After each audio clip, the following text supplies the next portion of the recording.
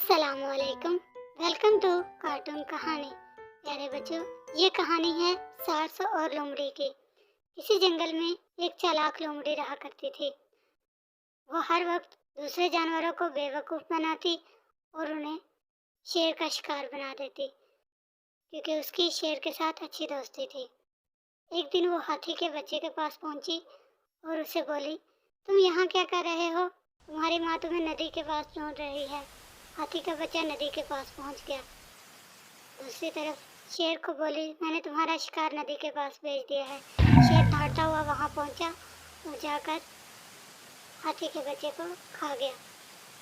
एक दिन वो जंगल में बैठी सोच रही थी कि आज किसको अपना शिकार बनाऊं।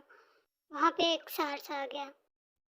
सारस को देखकर लोमड़ी को एक आइडिया आया। सारस ने लोमड़ी से पूछा, भी लोमड़ी क्यों खामोश बैठी हो? लोमड़ी बोली, मेरा आज बर्थडे है और मेरे पास कोई दोस्त नहीं जिसको मैं घर पे दावत पे बुला सकूं। सारस ने बोला, अच्छा ठीक है, अगर आपके पास कोई दोस्त नहीं तो मैं आपके घर आ जाऊंगा। कितने बजे आना है? लोमड़ी बोली, 7 बजे आ जाना। सारस 7 बजे गिफ्ट लेकर लोमड़ी के घर पहुंचा। लोमड़ी को गिफ्ट दिया और बैठ गया। लोमड़ी खाना लेकर आई, जो कि सूप था और चिपटी प्लेटों में था। लोमड़ी ने अपनी लंबी जुबान से जल्दी जल्दी सारा खाना खत्म कर लिया, लेकिन सारस उस खाने को चख भी न सका, क्योंकि उसकी लंबी चोंच थी जो प्लेट से उसे खाने नहीं देती थी। सारस को बहुत दुख हुआ, क्योंकि उसे समझ आ गया था कि लोमड़ी ने उसके साथ धोखा किया है। सारस वहां से दुखी होकर चला गया। ऐसे ही वो दुखी घूम रहा था जंगल में। वो एक नदी के पास पहुंचा।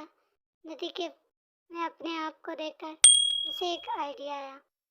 वो वापस लोमड़ी के पास गया और लोमड़ी को बोला, मैं तुम्हारी दावत से बहुत खुश हुआ, इसलिए मैं चाहता हूँ कि मैं भी तुम्हारी दावत करूँ। क्या आप हमारे घर आ सकती हो?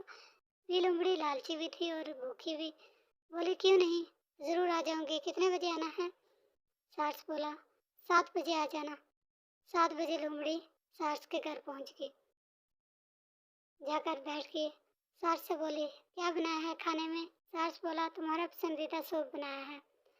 आप बैठो, मैं खाना लेकर आता हूँ। सारस खाना लेकर आया, जो कि लंबी गर्दन वाले स्राहीनुमा बर्तन में था।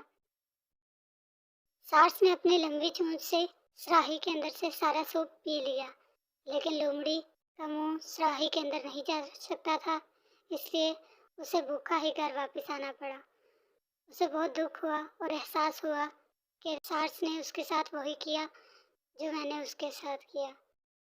प्यारे बच्चों, इस कहानी से हमें ये सबक मिलता है कि हमें दूसरों के साथ वैसा ही सलूक करना चाहिए जैसा हम चाहते हैं कि दूसरे हमारे साथ करें। कहानी अच्छी लगी हो तो वीडियो को लाइक करें, शेयर करें, सब्सक्राइब करें और बेल आइकन को प्रेस करें। Thank you.